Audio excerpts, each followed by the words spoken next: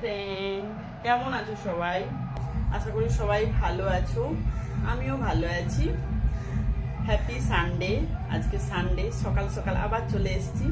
তো আজকে আমি বানাবো বাড়িতেই তন্দুরি চিকেন। তো ভাবলাম তোমাদের সাথেও ব্যাপারটা শেয়ার করি।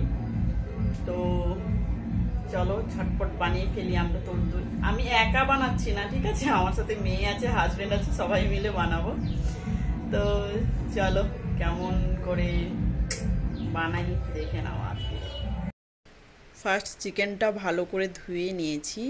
ধোয়ার পর চিকেনে একটা গোটা পাতিলেবুর রস দিয়ে দিচ্ছি।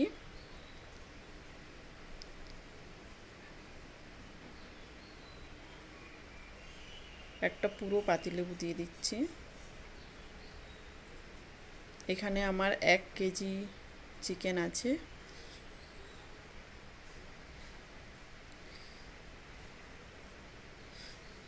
পাতিলেবুর রসটা ভালো করে মাখিয়ে দিচ্ছি। এবার স্বাদ অনুযায়ী দিয়ে দিচ্ছি নুন। নুন আর পাতিলেবু দিয়ে ভালো করে আমি চিকেনটা মাখিয়ে নিচ্ছি।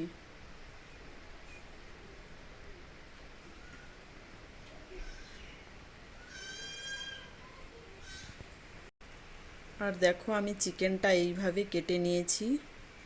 ছুরি দিয়ে আমি এইভাবে চিকেনটা ফালি ফালি করে কেটে নিয়েছি, যাতে মশলাটা ভালোভাবে ঢোকে। এইবার আমি দিয়ে দিচ্ছি হলুদের গুঁড়ো। হলুদের গুঁড়োটা ভালো করে আমি চিকেনের মধ্যে মাখিয়ে দিচ্ছি।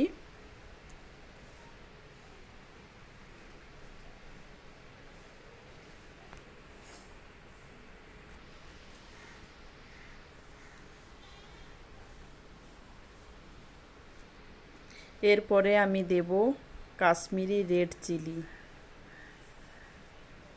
কাশ্মীরি রেড চিলি দিলে কালারটা খুব সুন্দর আসে। অনেকে কালার ইউজ করে, বাট আমি যেহেতু বাড়িতেই বানাচ্ছি নিজেদের মতো করে, তাই জন্য আমি কোনো কালার অ্যাড করছি না। দেখো এই রেড চিলিতেই অনেকটা সুন্দর কালার চলে এসছে।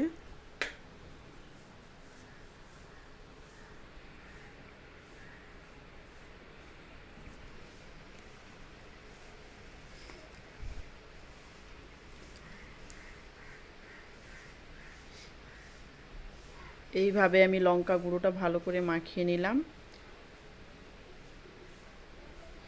এরপরে আমি যা দেব সেটা হলো আদা আর রসুনের পেস্ট। আমি খানিকটা আদা আর রসুন একসাথে পেস্ট করে নিয়েছি। এটা ভালো করে মাখিয়ে দিচ্ছি যাতে মাংসর এই কাঁটাগুলোতে ঢোকে।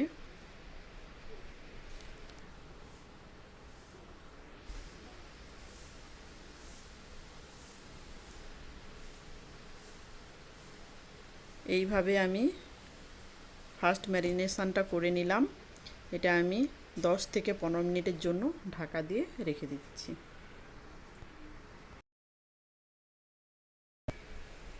এইবার আমি একটা বাটিতে টক দই নিয়ে নিয়েছি। তাতে দিচ্ছি কাশ্মীরি রেড চিলি,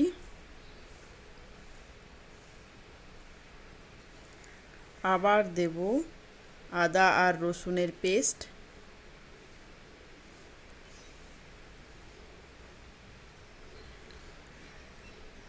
দিয়ে দিচ্ছি হাফ পাতিলেবুর রস,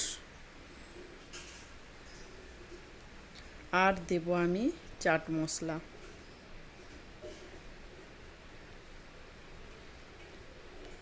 এটা একটা ভালো মিক্সড বানাবো। দেখো আমার এইভাবে আমি মিক্সড বানিয়ে নিচ্ছি। এবার এই মিক্সটা আমি চিকেনের মধ্যে আবার ম্যারিনেশন করব।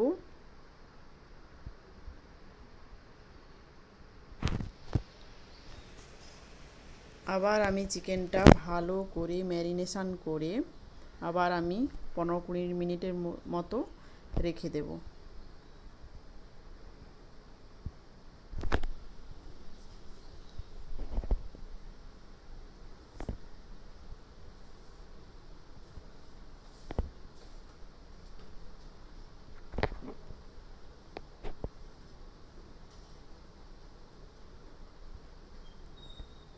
দেখো এইভাবে আমি ভালো করে ম্যারিনেশন করে নিলাম।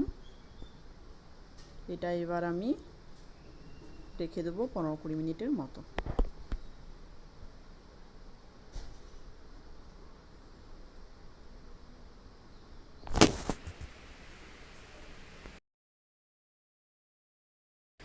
কুড়ি মিনিট পর আবার আমি ফিরে এলাম। আমি এখানে একটা ননস্টিক কড়াই নিয়েছি, তাতে হালকা রিফাইন তেল দিয়েছিলাম আর একটু ঘি দিয়েছিলাম। এবার আমি কড়াইটা গরম হতে তার মধ্যে চিকেনটা দিয়ে দিলাম।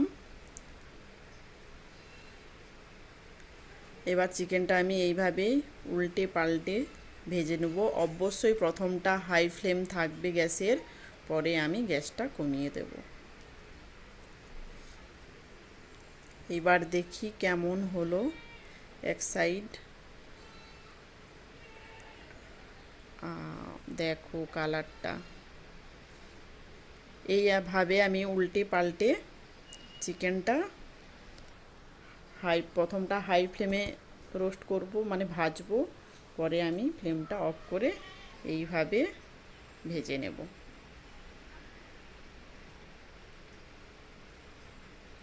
এইভাবে আমি বাকি সবগুলো করে নিচ্ছি।